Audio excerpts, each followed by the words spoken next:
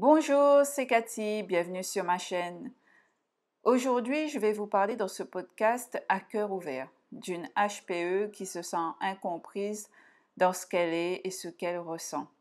Et je pense que toutes les personnes hypersensibles vont s'identifier dans cette vidéo. Ce n'est pas évident d'être hypersensible au quotidien. Tu as tous tes sens en exergue qui ne s'arrêtent jamais, tu as ton esprit, ton mental qui n'arrête pas de réfléchir, de cogiter sur des faits parfois qui se sont passés il y a des jours déjà, mais toi tu es encore là à réfléchir sur tout ça parce que ça t'a touché émotionnellement. En fait, un rien m'affecte, un rien me touche et ça peut devenir épuisant. Pourquoi moi, HPE, je me sens incomprise? Parce qu'on me juge sans essayer de me comprendre, parce qu'on pense être une personne que je ne suis pas en fait. Cette caricature de personne froide, méchante, alors que je ne suis pas comme ça. Je me sens incomprise car on me juge sur mon apparence, mais pas en profondeur.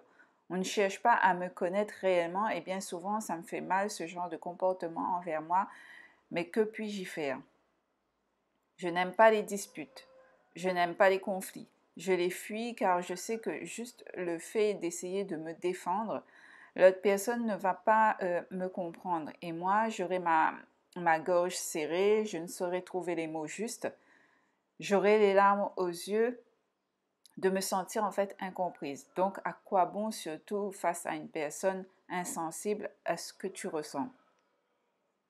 On me dit qu'on ne me comprend pas, mais ont-ils au moins essayé de me comprendre? On me dit que je suis trop sensible. Oui, je suis d'accord, mais comment faire pour ne pas l'être? J'ai essayé depuis toute petite en vain. On me dit que j'ai la larme à l'œil facile. C'est vrai, je pleure pour un rien, je pleure devant un film. Je me sens touchée face à une injustice envers autrui. C'est vrai. On me dit qu'à un moment, je suis joyeuse et tout d'un coup, je peux changer d'humeur. C'est vrai aussi. Mais si vous me donnez en fait le mode d'emploi pour ne pas que je sois impactée par mon environnement, par les émotions et les énergies des autres, je suis preneuse. Dites-moi comment faire en fait pour ne pas ressentir tout ce qui m'entoure. Je l'admets, je peux être joyeuse, optimiste, mais si je ressens en fait de la colère, de la frustration, une quelconque émotion négative, ça a de l'impact sur moi. Si une personne va me parler en criant, ça va aussi jouer sur mes émotions. Mais comment ne pas réagir? J'ai essayé depuis longtemps, mais rien à faire. À moins de me retirer, de m'isoler pour que je me sente mieux, pour me ressourcer. Parce que ça m'épuise, parce que je me sens vidée de mon énergie au contact trop longtemps en fait des émotions, des bruits extérieurs, etc. C'est difficile de me comprendre, mais comprenez que c'est difficile aussi pour moi d'être ainsi. Ce n'est pas simple de ressentir tout très fort. Ce n'est pas simple de refuser par exemple des sorties où tu sais qu'il y aura beaucoup de foule et que toi, dans une foule, tu vas vite te sentir oppressé, fatigué. Ce n'est pas simple en fait de faire comprendre aux autres que tu préfères par exemple aller à une randonnée en nature qu'aller en soirée. Ce n'est pas simple au quotidien de se sentir différent. On me dit de moi que je suis folle car je prends les choses trop à cœur, que j'aime trop vite, que je m'attache trop vite à une personne. Oui, c'est vrai que je suis une personne qui n'arrive pas à me donner à 30% de ma personne. Je suis entière.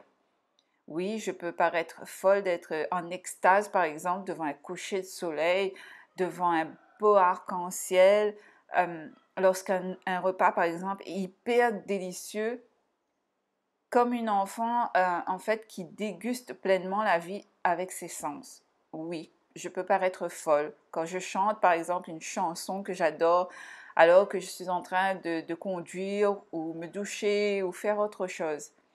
Mais que la mélodie de la chanson m'emporte plus que la raison. C'est vrai. Mais je suis vivante et j'aime ça. J'aime ce côté atypique de ma personne qui ne fait pas les choses comme tout le monde. qui n'aime pas suivre les règles, qui préfère faire qu'à sa tête en fait, ou plutôt selon son cœur. Mais un rien m'affecte, un rien me touche. Les mots m'impactent s'ils sont mal prononcés. Une attitude peut m'offenser. Je peux me sentir rejetée. Un comportement, une attitude non verbale peut me faire imaginer plein de choses. Je peux partir dans tous les sens. Le silence, un non-dit d'une personne peut faire mal. J'aime que les choses soient claires. J'ai cette façon d'interpréter les choses selon ce que je perçois et ressens. Difficile pour moi d'être toujours là à me poser mille et une questions. Difficile pour moi de toujours ruminer les choses. Ce n'est pas simple de capter tout en permanence. J'aime me retrouver seule avec moi-même car c'est le seul moment où je me sens libre d'être moi, sans avoir de reproches, de jugements.